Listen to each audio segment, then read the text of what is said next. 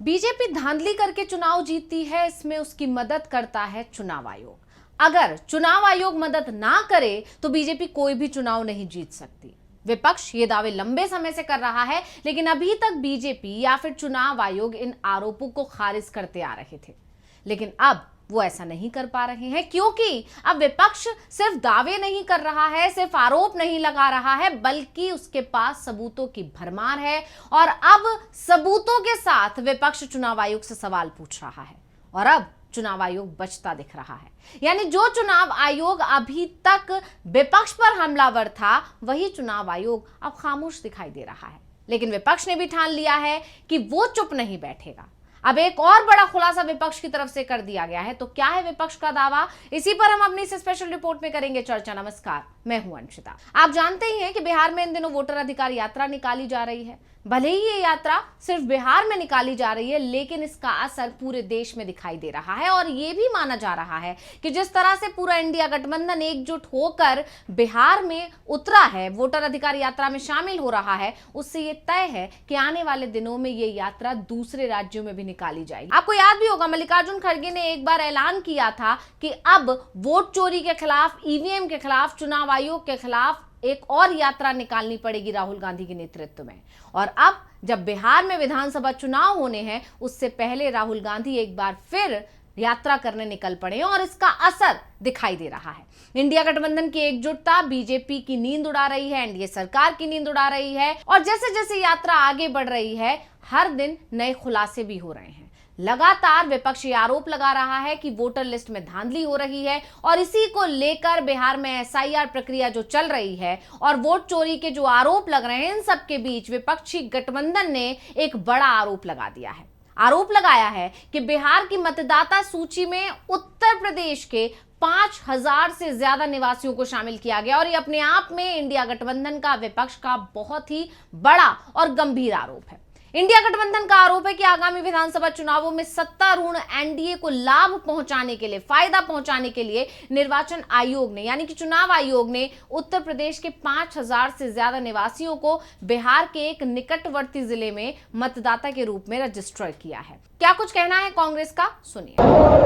पिपरा, बगहा और मोतिहारी, जहां 3590 ऐसे केस सामने आए हैं, जहां 20 से ज्यादा वोट, लगभग 80,000 वोट इस प्रकार से शंका के घेरे में या फर्जीवाड़े के घेरे में पाए गए।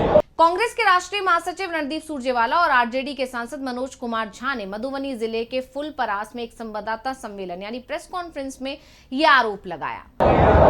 1000 से अधिक वोट उत्तर प्रदेश की जो दूसरी विधानसभा है, खड्डा विधानसभा, वहां के पाए गए कुल ऐसे वोट लगभग 5000 है। ये जो नई लिस्ट जारी की है, ये उसकी बात मैं आपसे कर रहा हूं। एक छोटा सा उदाहरण दूं, हमारे एक साथी हैं वहां, छेदीराम, आयु 45 साल, रिश्तेदार का नाम सुखीराम, एपिक नंबर है उनका UM 3397304। ये हैं वाल्मीकि नगर विधानसभा के वोटर। पड़ोस में खड्डा विधानसभा है यूपी की, उसमें भी छेदीराम, आयु 45 साल, रिश्तेदार का नाम सुखीराम, एपिक नंबर है PWZ 3526795। तो एक ही वोटर है, केवल एपिक नंबर बदल जाता है। तो दो ये बड़े फ्रॉड पिछले 24 घंटे में सामने आए हैं, उस लिस्ट से जो चुनाव आयोग कह रहा है कि हमने ठीक से बनाई है। ये अपने आप में उनकी झूठ को साबित करता है। उन्होंने 45 वर्षीय एक व्यक्ति का नाम मतदाता सूची में शामिल किए जाने का हवाला देते हुए यह आरोप लगाया कि संदिग्ध मतदाता ज्यादातर पश्चिमी चंपारण जिले के वाल्मीकि नगर विधानसभा क्षेत्र में पंजीकृत यानी कि रजिस्टर्ड है।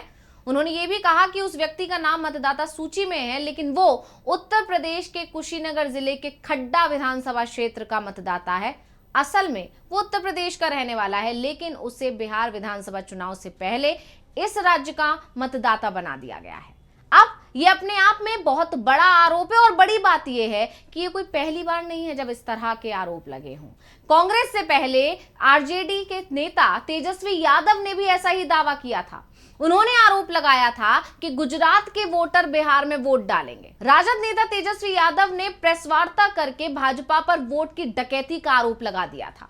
बिहार भाजपा के संगठन महामंत्री भीखूभाई दलसानिया का नाम लेते हुए उन्होंने कहा था कि गुजरात के लोग भी बिहार में मतदाता बन रहे हैं। एक बार सुन लेते हैं क्या कुछ कहा था तेजस्वी यादव ने।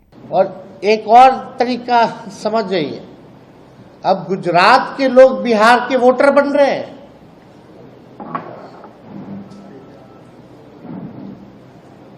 जो भाजपा के प्रभारी हैं भीखू भाई, वो पटना के वोटर बन गए हैं।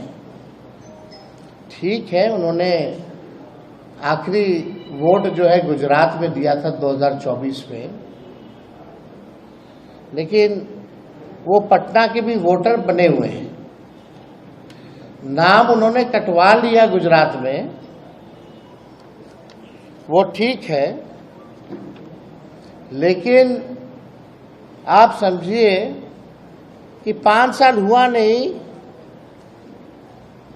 कि आप जगह बदल बदल के वोट दे रहे हैं।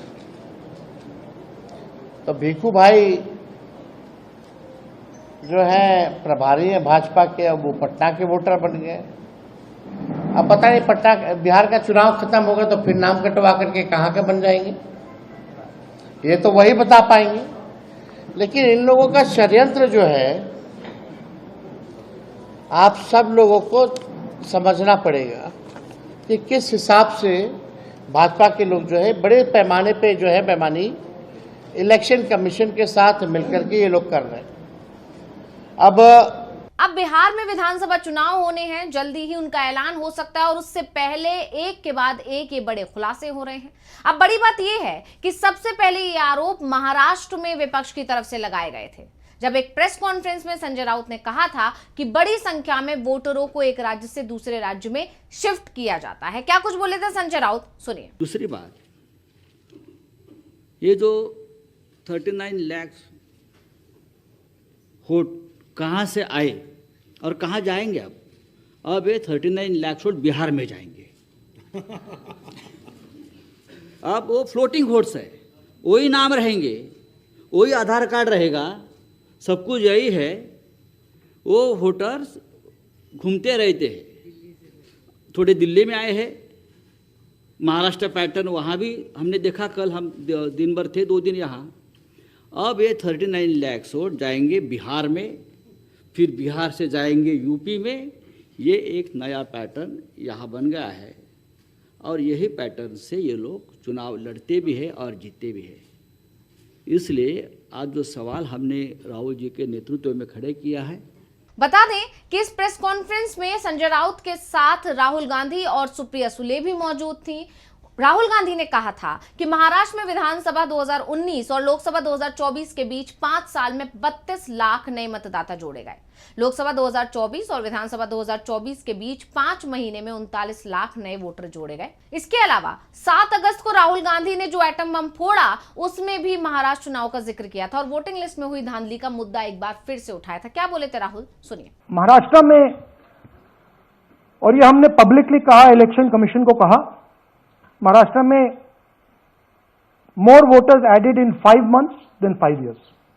More voters added in 5 months than in 5 years. Caused us suspicion. More voters than the entire population of Maharashtra. Again, very surprising fact. And then huge jump in voter turnout after 5 p.m. And everybody saw this. Maharashtra में विधानसभा में हमारा गठबंधन wipe out हो जाता है और लोकसभा में कुछ ही महीने पहले हमारा गठबंधन स्वीप करता है। Very suspicious. एंड महाराष्ट्र में we found at the state level that Lok Sabha और विधानसभा के बीच में 1 crore new voters came into the game. So, we went to the election commission. I gave speech in parliament. India Gathbandhan leaders did a press conference, no response. And then I wrote this article, and which we printed in multiple newspapers. यानी साफ है कि अभी तक विपक्ष की तरफ से जो दावे किए जा रहे थे, जो आरोप लगाए जा रहे थे, अब उन आरोपों पर मोहर लगती जा रही है। जिस तरह से एक के बाद एक नए खुलासे हो रहे हैं, एक के बाद एक सबूत सामने आ रहे हैं, उसके बाद चुनाव आयोग बुरी तरह फंसता दिखाई दे रहा है और अब राहुल गांधी या तमाम विपक्षी नेता इस मुद्दे को और जोर से उठाएंगे और इसका असर आने वाले बिहार विधानसभा चुनाव में पड़ सकता है। यानी इन सबूतों के बाद ये कहा जा सकता है कि अभी तक जो दावे या जो आरोप विपक्ष की तरफ से लगाए जा रहे थे, अब वो दावे या आरोप हवा हवाई नहीं है, बल्कि बाकायदा विपक्ष के हाथ बड़े सबूत लग चुके हैं और इन सबूतों के साथ चुनाव आयोग पर हमलावर है विपक्ष। लेकिन अब देखना यह होगा कि चुनाव आयोग इन आरोपों से कब तक बचता है, कैसे इन आरोपों को खारिज करने की कोशिश करता है। और यही वजह है कि चुनाव आयोग अब चुप्पी साधे हुए, जबकि चुनाव आयोग ने पिछले दिनों राहुल गांधी से हलफनामा मांगा था, बाकायदा अल्टीमेटम दिया था, लेकिन राहुल गांधी की तरफ से कोई हलफनामा नहीं दिया गया। बावजूद इसके चुनाव आयोग ने आगे आकर कोई एक्शन राहुल गांधी के खिलाफ नहीं लिया। इसको लेकर अब जानकार दावा कर रहे हैं कि चुनाव आयोग भी जानता है कि वो बुरी तरह घिरा हुआ है। ऐसे में अगर वो विपक्ष को घेरने की कोशिश करेगा तो विपक्ष सुप्रीम कोर्ट का दरवाजा खटखटा सकता है, और क्योंकि विपक्ष के पास अब सबूतों की भरमार है, ऐसे में चुनाव आयोग जो पहले ही सुप्रीम कोर्ट में घिरा हुआ है वो नए मामलों में और फंसता हुआ चला जाएगा। तो इसीलिए विपक्ष अब एक के बाद एक नए खुलासे कर रहा है और चुनाव आयोग कोई एक्शन नहीं ले पा रहा है। तो स्पेशल रिपोर्ट आपको कैसी लगी हमें कमेंट करके अपनी राय जरूर दीजिएगा। इसी के साथ मुझे दीजिए इजाजत। देखते रहिए DV लाइव। नमस्कार।